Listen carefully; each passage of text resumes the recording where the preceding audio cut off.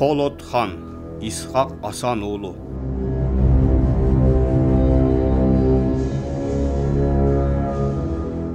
Bir 1873-1876 жылдары Kokon хандығына туш-туш тараптан душмандар кол салып кирип, карапайым халкты езип, салыктарды эбегейсиз чоң өлчөмгө көтөрүп, элдердин турмуш шарттарын күндөн күнгө оорлотуп бараткан мезгилде Полот хан сес көрсөтүп, каршы чыгып, эли жери үчүн күрөш жасап душмандарды артка чегиндире албаса да, мекен үчүн чоң иш жасаганы тарых барактарында айтылып келет.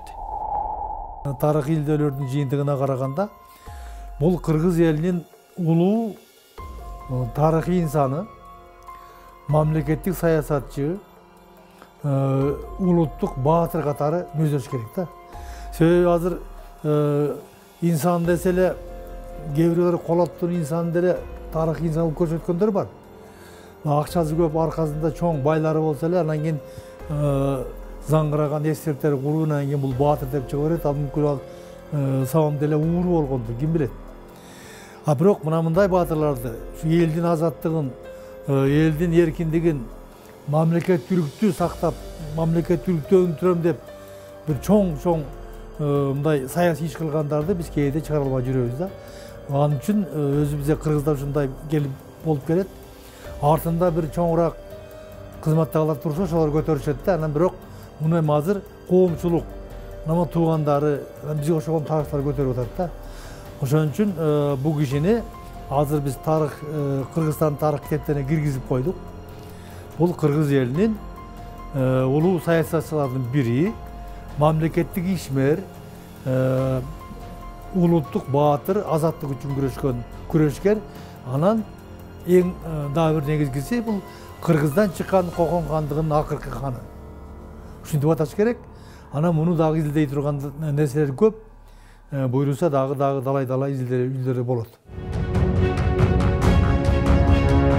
Полот хан 1844 жылдары азыркы Баткен облусуна караштуу Кадамжай районунун Орозбек мурдагы Окуна айылында Асан молдонун үй бүлөсүндө туулуп өскөн. Атасы айылдын имам молдосу жана билим сабаты жогору болгондуктан Исхак да атасынан билим алып, айылында кыска убакыт имамдык кылган. Андан соң ал азыркы Өзбекстан Республикасынын Маргылан шаарындагы медресеге которулуп, барып билимин ошол жерден уланткан. Margalan'a bunlar köçüp ketedi ekan. Margalan'a varıp oşa meçitte medrese var ekan, oşa medresede bunlar atası ilimli bu adam bolgan ekan da. Iskak'ta okutat ekan. Şu medresede. Medresede okutup ilim alıp yaşaşat ekan, şu yaşayandan keyin Okunağa qaytıp keledi ekan bunlar. Mana hazır meçitimiz var. Şunun orduda katta meçit var edi. Onu buzup biz жаңылаганбыз. Ana şu meçitke keliyor 2 yıl yette imamçılık kıladı ekan Polot хан. 2 yıl imamçılık kılıp, ana bizge kötü alımsın bassan daha qaytıp Margalan'a ketedi ekan. Ketip, bu ara ana o'sha Kokondoğu Sumqatar medresesine barıp sabak aladı ekan bu. Qaytıp kelip şu Margalanda imam bolup turadi ekan. Исхак Асан oğlu алым имам болуп жүрсө да, Kokon хандыгындагы адилетсиздикти көрүп, жана чоң империялардын кысымчылыктарына чыдабай аларга каршы чыгып, мамлекеттик ишмердүүлүгүн көрсөткөн учурда аны хандыкка көтөрүшкөнү, элдин андан чоң үмүт күтүшкөндүгү даана көрүнүп турат. Муну көбү мындай түшүнүп жүрөт да, мына түндүк Кыргызстандагы биздин мурда классикалык тарыхчылар мындай деп түшүнүшкөн. Кыргыздар Kokon хандыгына каршы көтөрүлгөн деп. Бул туура эмес. Мен тарыхчы катары ушуну тактап коеюн деп атам, азыр деле ушуну көп айтам. Кыргыздар Kokon хандыгына каршы көтөрүлгөндөй болгон себеби Kokon хандарынын саясатына каршы көтөрүлгөн. Анткени 70-жылга чейин Кудай Аркан өзү апасы кыргыз, Яркынайымдын уулу. Ата Шералы таласта чоңойгон. Бирок алда кыргыздардан койгон көп аскер башчы кылып. Бирок анын саясаты элге каршы болгондон алып салт аябай көбөйтүп жиберген. Анан кийин мындай коррупция, азыркыдай айтканда коррупцияга малынган. Анан ошонун аркасынан орустарга дагы булар баш ийип берген. Ошого кыжыры келген эл Шердатқа, ана Мусабек деген екі киши теги Самарқанға шейін барып, баяғы Хиваға шейін барып, ошол Қоқан хандарының урпақтарын издеп, ошо хан тұқымынан біреуді таап келіп, ошол ордуна коебуз хан кылып деп, анан кийин ошол Полот ханга жолугуп калып, анан ошонун өңүтүсү аябай төп келген, ошо албеттүү жигит экен. Аны ушуну айтып көргөндө, анан Полот хан макул болуп, Ташкенттин алдында. Анан көтөрүлүшкө баш жол берген макул болот да, анан максаты ал Қоқан хандыгын жок кылып, эли Қоқан хандын элине каршы эмес, аскерине каршы эмес. Тескерисинче Қоқан ханда бийликти, адилеттүү киши алып, анан хандыкты жакшынакай жол менен өңүтүш болгондо максат. Ошондой көтөрүш болгон. Бир эмес эки жолу хандыкка көтөрүлүп, Қоқан хандыгына адилеттүүлүктү орнотом деген мезгилде күчтүү келген орус падышачылыгы Қоқан хандыгын талкалап кирип келген учурда алышса алы жетпей, салышса саны жетпей, аргасыз алыс тараптарга качат. Тагыраак айтканда Кадамжай районуна караштуу Майдан айыл аркылуу Чоң Алайга ашып, ошол жактан кол чогултуп келем деген мезгилде, эгер кармалбаса элин кырабыз деген кабар жеткен учурда Полот хан баатырларча бир мен үчүн элим кырылбасын деп өзү колго түшүп берет. Немеден хандыкта неметип асат дегенде, өлтүрөт дегенде бул качуунан мына жерге келет экен. Ушул азыр биз турган жер ошол Полот хандын туулган Асаннын үйү, да? Мындайча айтканда, ушул азыр эми баардыгы өзгөрүп кетти.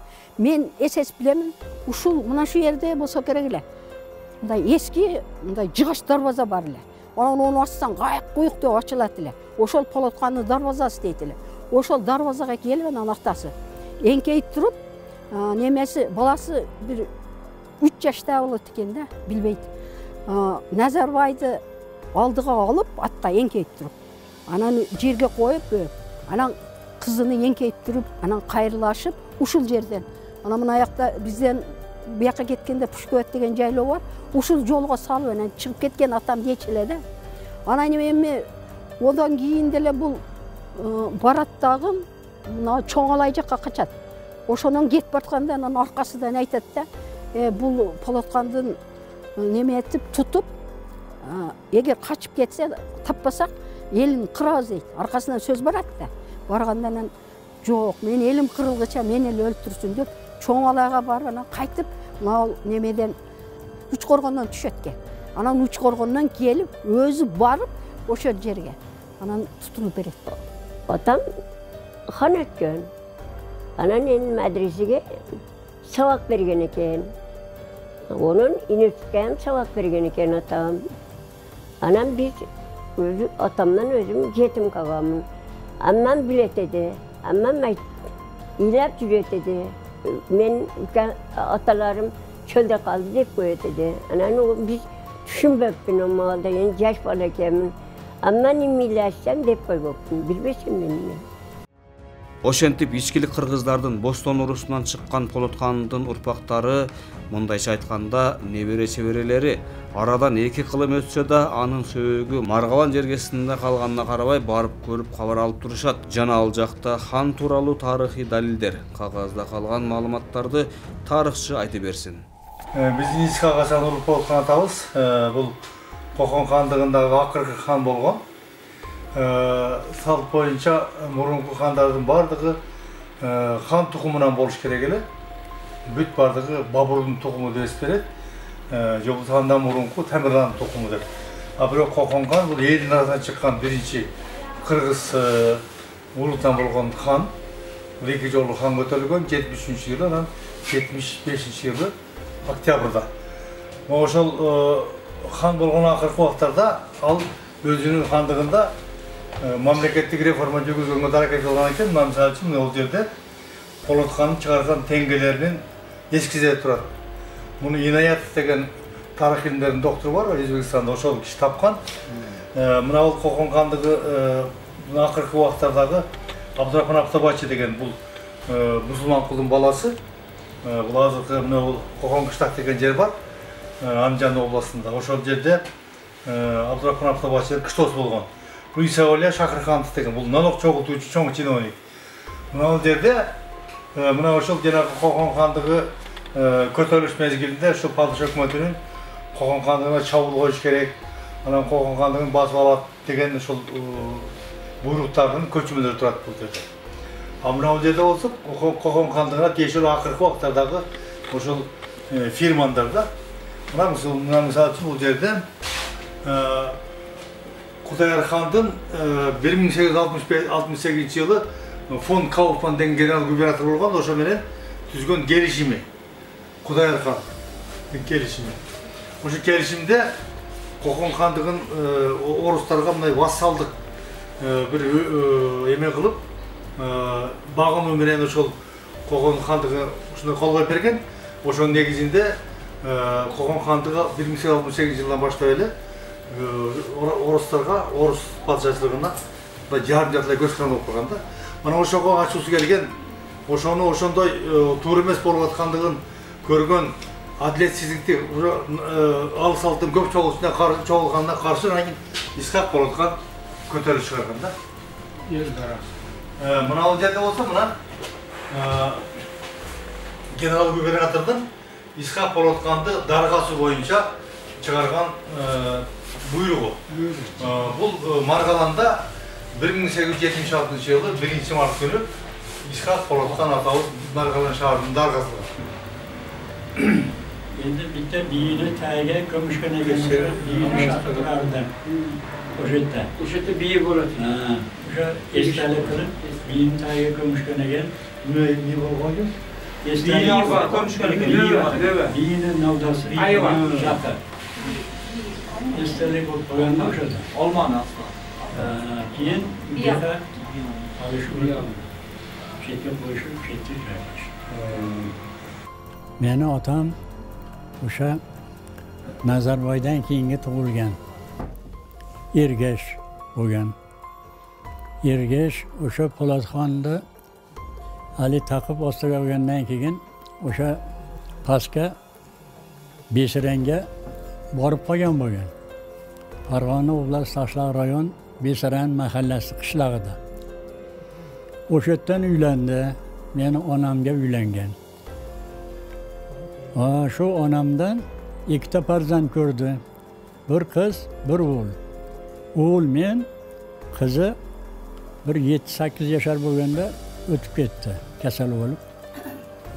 O'sha bezga alilaqa chiqib o'tib ketdi. Men qoldim. Shu oilada bitta bola, keyin onam o'tdi bir 5 yil, 4 yildan keyin. Keyin otam qoldi. Otam picha yashagandan keyin o'sha tayatam, tayanamlar otamni bir ayolga uylantirib qo'ydi. Uy joyi bor edi. Shu yerda uylanib, o'sha ayol bilan birga yashay boshladim. Meni enam o'sha tayatam o'zlari boqib qoldi. Otam haligi ayolga uylangandan keyin endi hali ayol sig'dirmasligi mumkin bo'lganligi uchun enam meni bermadi. Borib dedi, borib kelib ko'rib kelib turaveradi. Siz bundan tashqi qilmang. Shu ayol bilan murosa qilib yashasangiz ham bo'ldi dedi. Ha, bo'pti deb otam kelishdi. Keyin men 1-sinfga kirishda otamni Farhod gesiga oladigan bo'ldi.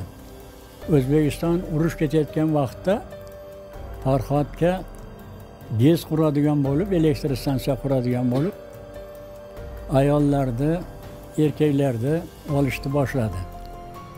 Erkagi yo'q mahalla odamlarda ayollarni oldi.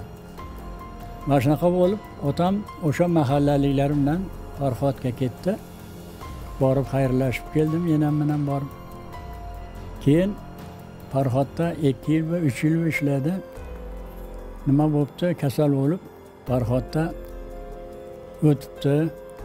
Sheriklari, Ali birga borgan sheriklari qo'yib kelib, endi meni ko'rgani kelib, shunaqa u kuyovingiz o'tib qoldi.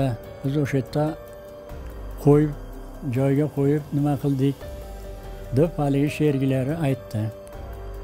Keyin enam chiroq qilishib, mashina qilib otam haqida nima qilishdi. O'sha bilan men o'sha enamlarda qo'lida katta bo'ldim. Бул Окуна айылындагы Полот хандын туулуп өскөн үйү. Дал ушул жерде хандын баскан издери калган деп урпактары сыймыктануу менен жашап келишет.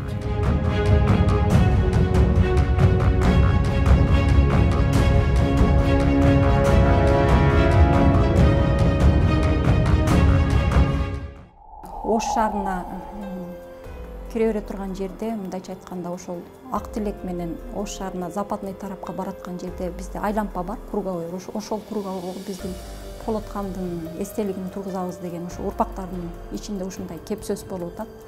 Ошо өзүбүздөн эле ушундай бир спонсорлор чыгып, демөөрчүлөр чыгып, ошол Полот хандын эстелигин тургузабыз деген ушундай бир биздин максаттарыбыз бар.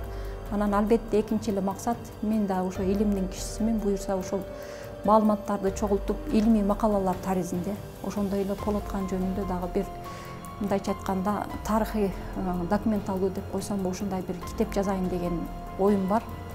Ушундай ойдо болуп атат. Анан буюрса Полот хандын 180 жылдыгына карата быйыл 175 жылдыгы белгиленди. Ошол 5 жылдын ичинде ошол Полот хан жөнүндө мындай бир даректүү чоң документалдуу кинотасма тарттырабыз деген ойдобуз. Себеби ошол документалдуу кинотасманы тарткызсак, бул биздин мындайча айтканда кыргыз элинин тарыхы үчүн абдан чоң мааниси болот. Биздин жаштарыбызга ушундай таалим тарбия болот. Ошо Исхак Молдасан уулунун жасаган кылган эрдиктери, анын тарыхтагы орду мааниси жөнүндө ушундай бир жаштарга жеткирүүнүн бирден бир жолу болот деген. Албетте биздин ушундай бир 180 жылдыгына карата ушундай бир чоң документалдуу кинотасма тарттыруу маселеси дагы каралууда. Мадемин деп коет, Мадемин дөм болобуз да. Мадеминин 7 уулу болгон, бир уулудан ушул мына ушул хандар, биз дагы бир уулудан биз. Биздин 7-6 атабыз бир тууганда. Мен билгенден кызы Мария деген кызы бар экен, анан уулу Назарбай. Биз билгенде. Анан онун өзбек аялдан, тажик аялдан балдары бар дейт. Эми олорду аз такташып атат, туугандар булар катташат экен, эми өздөрү билет. Мына Назарбайдын балдары билет туугандарын. Мына ушинтип карапайым калктын ичинен чыккан Асан уулу Исхак эзилген эли, душман басып кирген жери үчүн баатырларча курман болуп тарыхта аты кала берди.